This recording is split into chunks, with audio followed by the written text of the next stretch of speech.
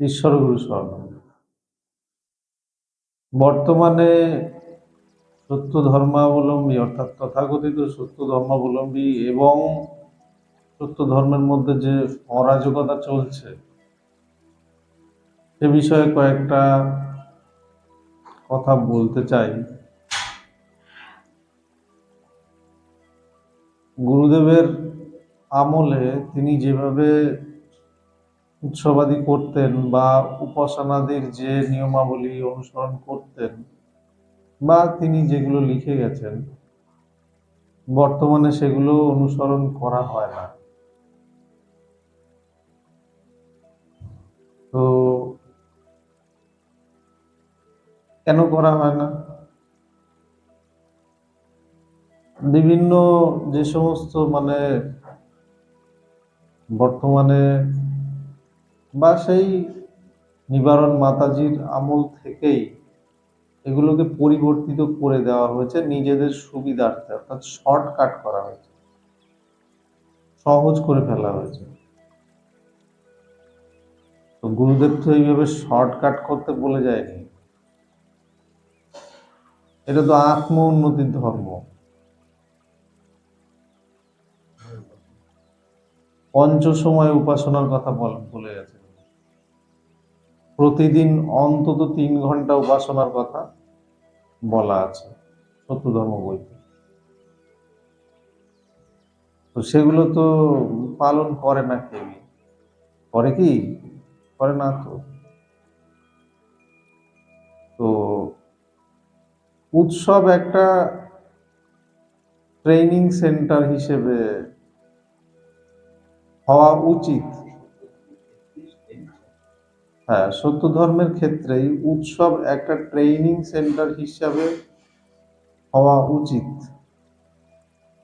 কারণ এই উৎসবে যে নিয়মাবলীগুলো পালন হবে সেই নিয়মাবলী অনুসারে সাধারণ ধর্মার্থীরা বা দীক্ষিত ব্যক্তিরা বাড়িতে সেটা অনুসরণ করার চেষ্টা করবে।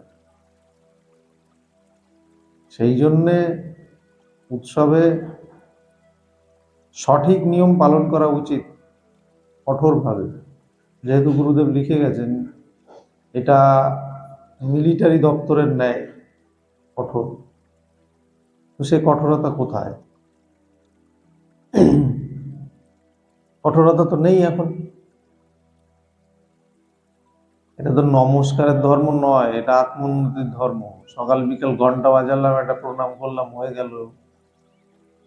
পার্থিব জিনিসপত্র চাইলাম, আমার এই দাও ওই দাও সেই দাও, এটা তো সেই ধরনের ধর্ম নয়। এটা তো আত্মোন্নতির ধর্ম। গুরুদেব লিখে গেছেন সংসারে থেকে আত্মোন্নতি করতে হবে, বনে গিয়ে আত্মোন্নতি হয় না। এই তত্ত্ব আবার অনেকে মানে না। সংসারে থেকে নাকি উপাসনাদি ঠিক মতো করা যায় না। তো করা যায় না, তাহলে গুরুদেব লিখে গেছে কেন? করতে হবে, তবেই আত্মোন্নতি হবে, নাহলে কোথা থেকে হবে? হওয়ার কথা না তো। তোমার প্রতি পদে পদে পরীক্ষা আসবে, সেই পরীক্ষায় তুমি পাস করবে, তবে তো তোমার আত্মোন্নতি হবে, সাধনা হবে। তা না হলে তো হওয়ার কথা না। সেই জন্যই তো সংসার জীবনে থেকে সাধনা করতে বলে গেছে, না হলে তো অন্যান্য ধর্মে যেরকম আছে বনে বাদাড়ে গিয়ে সাধনা করে না কি করে, যাই হোক, তো সেগুলো করলে তো তেমন কিছু হয় না বোধহয়। তা না হলে তো সেখান থেকেই একত্বপ্রাপ্ত সাধকের উৎপত্তি হতো। হয় না যখন, তার মানে সেটার নিষ্ফল, তার কোনো মানে নাই। এখন সত্য ধর্ম হচ্ছে একত্ব প্রাপ্তির কারখানা। অর্থাৎ প্রতিটা সত্য ধর্মের যে বাড়িগুলো আছে, তারা যদি ঠিকঠাক পালন করে সেই নিয়মাবলী গুরুদেব যেগুলো বলে গেছেন বা লিখে গেছেন, তাহলে প্রতিটা বাড়ি থেকেই দু একজন একত্বপ্রাপ্ত সাধক তৈরি হতে পারে, এটা স্বাভাবিক ঘটনা। কারণ গুরুদেবের উদ্দেশ্য তাই, বা পরম পিতার মানে উদ্দেশ্য তাই, ইচ্ছা তাই। এই জন্যই এটা পারলৌকিক ধর্ম, এবং এটা অত্যন্ত কঠোর। তো গুরুদেবের সময়ে উৎসবাদী অধিবেশন হিসেবে হতো, 15 দিন 1 মাসের অধিবেশনও হয়েছে। তো সেসব তো এখন মানে কল্পনার বিষয় আর কি। সেসব তো মানুষ মানে ভাবতে গেলেও বোধহয় ভাবতেও চায় না, এরকম একটা ব্যাপার। 3 দিনের উৎসব, সেটাকেও কেটে ছেটে সিটিং গুলোকে সুবিধা করে দিয়েছে। নৈশ উপাসনা হয় না কোথাও। তো নৈশ উপাসনা না হলে আমি যতদূর জানি কোনো কাজ হয় না, আত্মোন্নতি হয় না। ওটাই প্রধান। রাত্রিকালে সমস্ত কাজই ভালোভাবে হয়, সেটা মানে উন্নয়নমূলক হোক বা অপরাধমূলক হোক,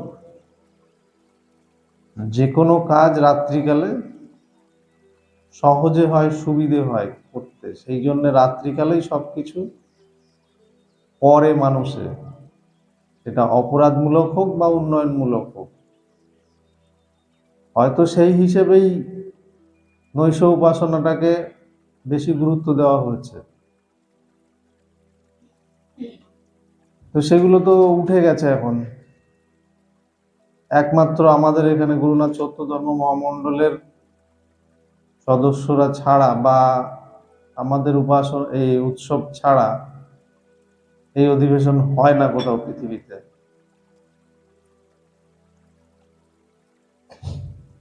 এই জন্যই সত্য ধর্মের এত অন্তরায়, এত অরাজকতা। কেন হচ্ছে না? এই যে উন্নত মানুষ সৃষ্টি কেন হচ্ছে না? মানুষ তো বলা ভুল, গুরুদেব নিজে বলে গেছে তিনি পাশবদ্ধ পশু সমান, সমানুভূতলে। তো তিনি তার মতন একজন অত্যুন্নত মহাপুরুষ যদি বলে ফেলে যে তিনি পাশবদ্ধ পশু সমান, তাহলে আমাদের অবস্থানটা কোথায়?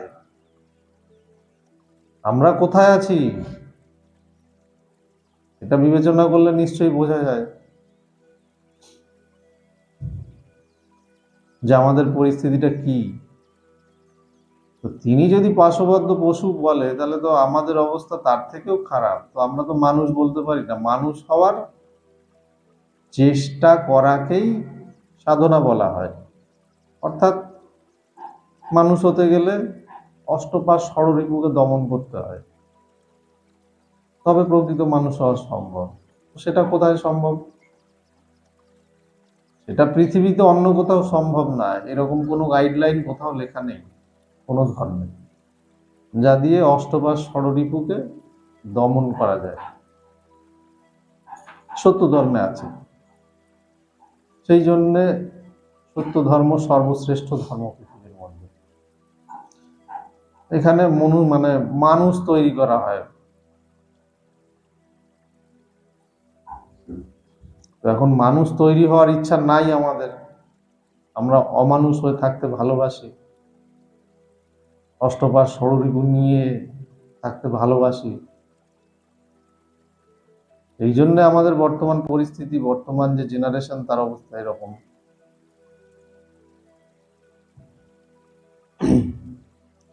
তো সাধারণ মানুষের কাছে, যারা শুনবেন আমার এই ভিডিও বা শুনছেন, তাদের কাছে আমার একান্ত অনুরোধ,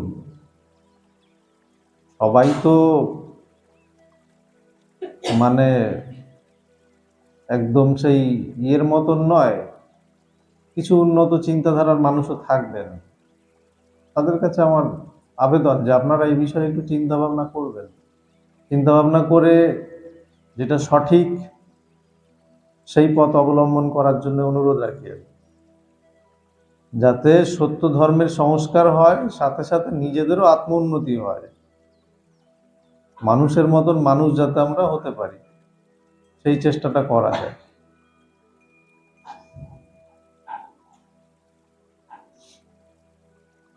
এখানে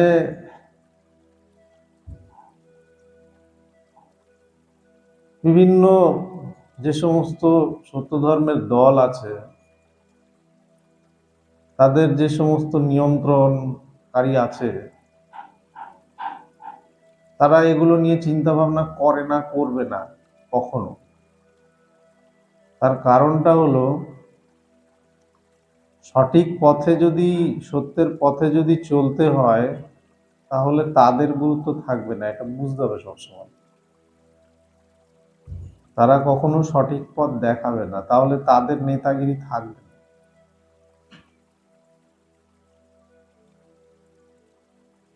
তো এখানে আমাদের বর্তমান আদিষ্ট সাধক সত্য ধর্মের যে প্রকৃত নিয়মাবলী আছে, সেইগুলো অনুসরণ করানোর জন্য নিরন্তর চেষ্টা করে চলেছেন। আমরা চেষ্টা করছি।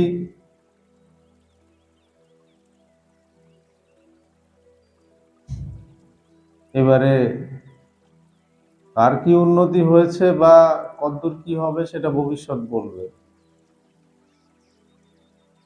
কিছু উন্নতি তো হয়েছে নিশ্চয়ই, গুরু কৃপালিপি, গুরু প্রসঙ্গ, সেগুলো নিয়ে যদি কেউ সেগুলোর উপরে নজর দেয়, তাহলে বোঝা যাবে, জানা যাবে বিষয়গুলো।